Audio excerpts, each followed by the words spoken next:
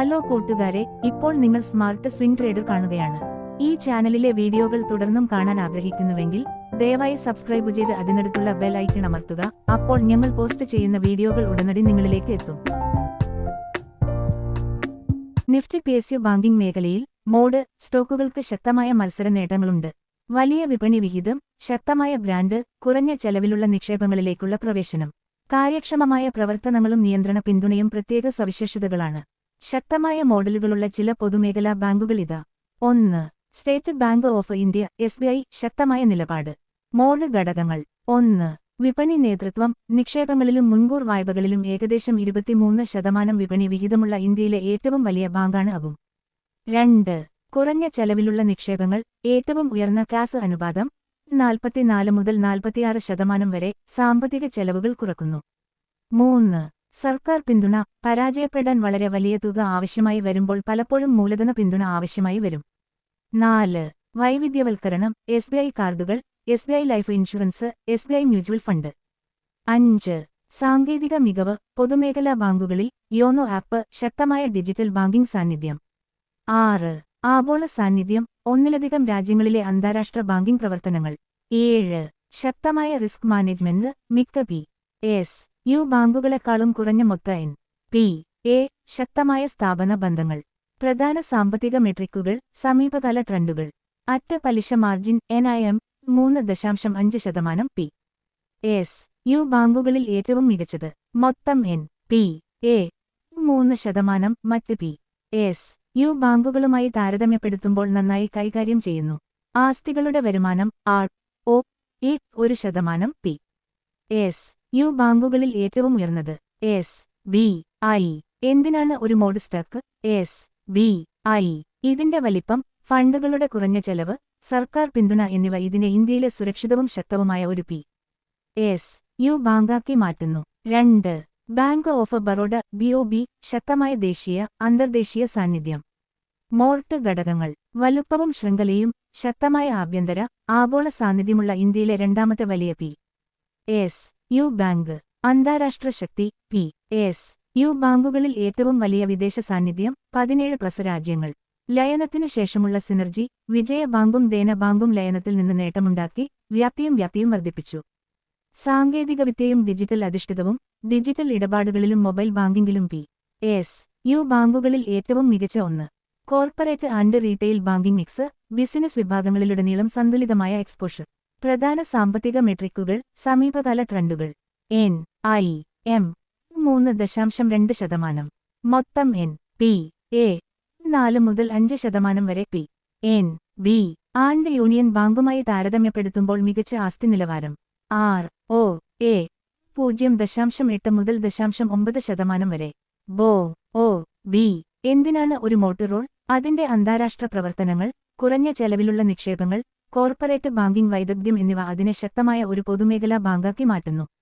3. Punjab national bank PNB. വലിയ വലിപ്പവും സർക്കാർ പിന്തുണയും. മോർട്ട് ഘടകങ്ങൾ. ലയനത്തിനു ശേഷമുള്ള ശക്തി. OBC ആൻഡ് യുണൈറ്റഡ് ബാങ്കുമായി ലയിച്ചതിനു ശേഷം PNB ഇന്ത്യയിലെ രണ്ടാമത്തെ വലിയ പൊതുമേഖലാ ബാങ്കായി മാറി. MSME യിലും കൃഷിയിലും ശക്തമായ സാന്നിധ്യം. MSME യിലും ഗ്രാമീണ വായ്പയിലും PNB ക്ക് ശക്തമായ സ്ഥാനമുണ്ട്. സർക്കാർ പിന്തുണ. തുടർച്ചയായ മൂലധന കുത്തിവയ്പ്പുകളും പിന്തുണയും അതിജീവനം ഉറപ്പാക്കുന്നു. കാസ് ആൻഡ് കുറഞ്ഞ ചെലവിലുള്ള നിക്ഷേപങ്ങൾ. മാന്യമായ കാസ് നിരക്ക്. 40% കുറഞ്ഞ സാമ്പത്തിക ചെലവുകൾക്ക് സഹായിക്കുന്നു. പ്രധാന സാമ്പത്തിക മെട്രിക്കുകൾ. സമീപകാല ട്രെൻഡുകൾ. സ്ഥിരമായ അറ്റാദായം 2.9%. SBI ആൻഡ് BOB എന്നിവയേക്കാൾ കുറവ്. ആകെ അറ്റാദായം 8 മുതൽ 9% വരെ. ഇപ്പോഴും കൂടുതലാണ്, പക്ഷേ മെച്ചപ്പെടുന്നു. റിട്ടേൺ നിരക്ക് 0.5%. എന്തുകൊണ്ടാണ് BNB ഒരു മോട്ട് സ്റ്റോക്ക് ആയിരിക്കുന്നത്? ഉയർന്ന അറ്റാദായമുണ്ടായിരുന്നിട്ടും അതിന്റെ വിപണി വലുപ്പം, സർക്കാർ പിന്തുണ, ഗ്രാമീണ വായ്പാ ശക്തി എന്നിവ അതിനെ മത്സരക്ഷമത നിലനിർത്തുന്നു. 4. കാനറ ബാങ്ക്. പൊതുമേഖലാ ബാങ്കിംഗിലെ ഉയർന്നുവരുന്ന നക്ഷത്രം. സ്ഥിരമായ ഘടകങ്ങൾ. ലയനത്തിനു ശേഷമുള്ള മികച്ച വളർച്ച. സിൻഡിക്കേറ്റ് ബാങ്ക് കാര്യക്ഷമമായി ആഗിരണം ചെയ്യപ്പെട്ടു. ശക്തമായ കാസ് ആൻഡ് റീറ്റെയിൽ വായ്പകൾ. കാസ് അനുപാതം 36%. വളരുന്ന റീറ്റെയിൽ വായ്പാ പുസ്തകം. മികച്ച ഡിജിറ്റൽ ബാങ്കിംഗ് സംരംഭം. ഡിജിറ്റൽ ഇടപാടുകളിൽ PSU വിനെ നയിക്കുന്നു. ആസ്തി നിലവാരം മെച്ചപ്പെടുത്തൽ, ലയനത്തിനുശേഷം എൻ.പി.എ. കളിൽ ഗണ്യമായ കുറവ്. പ്രധാന സാമ്പത്തിക മെട്രിക്കുകൾ, സമീപകാല ട്രെൻഡുകൾ. ലോട്ട് അറ്റാദായം 3%. ആകെ അറ്റാദായം 5 മുതൽ 6% വരെ മെച്ചപ്പെടുന്നു. ലോട്ട് ലാഭം 7%. കാനറ ബാങ്ക് ഒരു സ്റ്റോക്ക് എക്സ്ചേഞ്ച് ആയിരിക്കുന്നത് എന്തുകൊണ്ട്? ലയനത്തിനുശേഷം ഇത് ശക്തമായ വളർച്ച കാണിക്കുകയും പൊതുമേഖലാ ബാങ്കായി മാറുകയും ചെയ്തു. 5. യൂണിയൻ ബാങ്ക് ഓഫ് ഇന്ത്യ ലയനത്തിനു ശേഷമുള്ള വളർച്ച. ലാഭത്തിന്റെ നിരവധി ഘടകങ്ങൾ. ലയനങ്ങളിൽ നിന്നുള്ള വലുപ്പവർദ്ധനവ്. ആന്ധ്ര ബാങ്കും കോർപ്പറേഷൻ ബാങ്കും ലയിച്ചതിനുശേഷം ഇത് ഗണ്യമായി വളർന്നു. കാസ് ആൻഡ് ഗ്രാമീണ പ്രവേശനം. കാസ് നിരക്ക് 35 മുതൽ 37% വരെ. നല്ല ഗ്രാമീണ വ്യാപനം. സർക്കാർ പിന്തുണയും മൂലധന പിന്തുണയും പ്രയാസകരമായ സമയങ്ങളിൽ സ്ഥിരത ഉറപ്പാക്കുന്നു. കോർപ്പറേറ്റ് അടിസ്ഥാന സൗകര്യ വായ്പാശക്തി. വലിയ ബിസിനസ്സുകളുമായുള്ള ശക്തമായ ബന്ധം.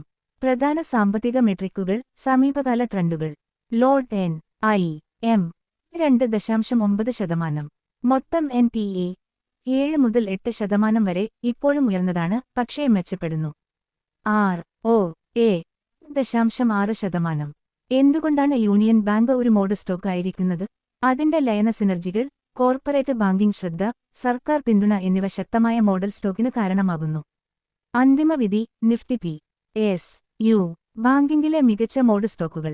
എസ്.ബി.ഐ. ശക്തമായ മോഡ്, കുറഞ്ഞ റിസ്ക്, മികച്ച ധനദായം. ബി.ഒ.ബി.